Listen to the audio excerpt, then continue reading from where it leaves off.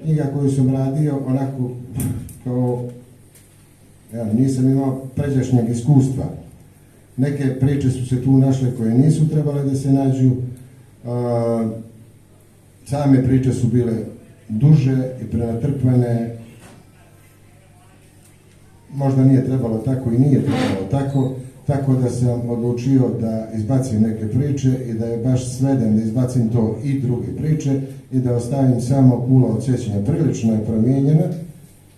je promijenjena, priče su skraćene, također su, onako da kažem, isklesane, tako da bih sad mogu reći da sam sada zadovoljan sa njom, jer bio sam i onda kad izašla ona prva isto zadovoljan, ali u međuvremenu mi je to zadovoljstvo malo opadalo, pa nisam volio tako da završim sa njom, zato sam se odlučio da uradim to reizdanje. Ne, nije to čisto reizdanje, to je prerađeno izdanje prve knjige Kula od sjećanja, druge priče, koja se sada zove samo Kula od sjećanja. Eto, to bi bio recimo neki odgovor na tvoje pitanje.